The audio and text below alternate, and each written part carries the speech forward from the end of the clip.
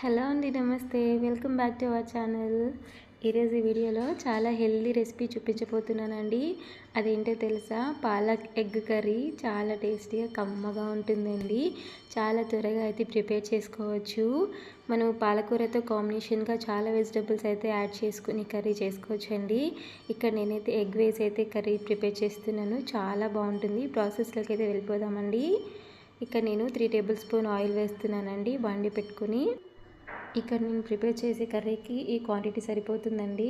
1 table spoon ఆవాలు, జీలకర్ర add చేస్తున్నాను. ఆయిల్ హీట్ అయిన తర్వాత ఒకసారి కలిపేసుకుంటే చక్కగా అయితే ఫ్రై అయిపోతాయండి. దీని తర్వాత నేను మీడియం సైజు ఆనియన్ అయితే సన్నగా కట్ చేసి వేస్తున్నాను.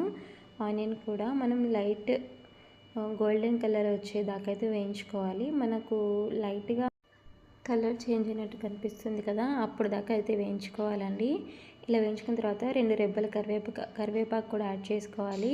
అది కూడా వేసి ఒకసారి కలిపేసుకొని ఒక చిన్న టీ స్పూన్ అంతా నేను ఇక్కడ అల్లం వెల్లుల్లి పేస్ట్ వేస్తున్నానండి.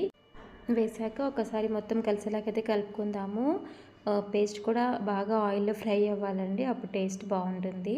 ఇక నేను పాలకూర అయితే 2 కట్టలు తీసుకున్నానండి. మీడియం సైజు 2 కట్టలు అయితే బాగా వాష్ చేసుకుని సన్నగా కట్ చేసి వేసుకుంటున్నాను. ఇవి ఆకుకూర కూడా వేసుకున్న తర్వాత చక్కగా మొత్తం కలిసేలాగైతే కలుపుకోవాలండి. ఇక్కడ చూడడానికి ఎక్కువగా కనిపిస్తుంది కానీ దగ్గర పడిపోయాక చాలా కొద్దిగా అయితే కనిపిస్తుంది. చూడండి, ఆకుకూరలు అంతే కదా, దగ్గరగా అయిపోతాయి అన్నమాట. చాలా త్వరగా కూడా కుక్ అవుతాయి.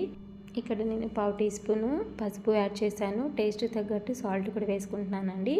అలాగే 1/2 టీ స్పూన్ కారం కూడా యాడ్ చేసి మొత్తం అంతా కలిసేలాగైతే కలుపుకుంటున్నాను. మనము ఆకుకూరలు ప్రిపేర్ చేసేటప్పుడు ఎక్కువ సమయం అయితే వాటిని హీట్ చేయకూడదండి.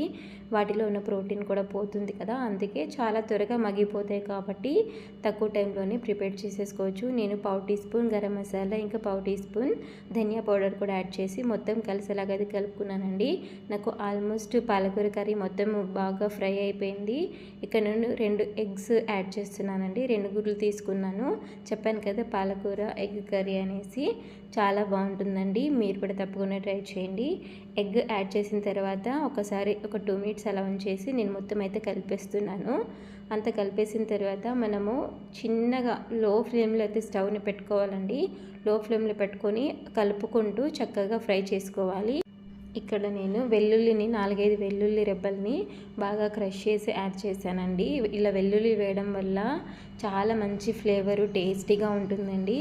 ఇక్కడ ఆల్మోస్ట్ అయితే కర్రీ ప్రిపేర్ అయిపోయింది.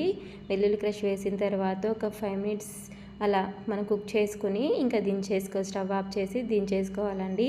ఈ ఎగ్ పాలక్ కర్రీ అయితే చాలా త్వరగా అయితే ప్రిపేర్ అయిపోయింది. ఈ కర్రీ వచ్చేసి చపాతీలోకి, రోటీస్లోకి, రైస్లోకి చాలా బాగుంటుందండి. నేను లాస్ట్ టైం కూడా చపాతీలోకి అయితే ఎగ్ పాలక్ కర్రీ అయితే ప్రిపేర్ చేశాను. ఈరోజు అయితే రైస్లోకి అయితే ప్రిపేర్ చేశానండి. చాలా టేస్టీగా కమ్మగా ఉండే ఈ ఎగ్ పాలక్ కర్రీ వీడియో మీకు నచ్చింటే లైక్ చేయండి, షేర్ చేయండి, సబ్స్క్రైబ్ చేసుకోండి. థ్యాంక్ యూ అండి. నమస్కారం. Bye bye friends.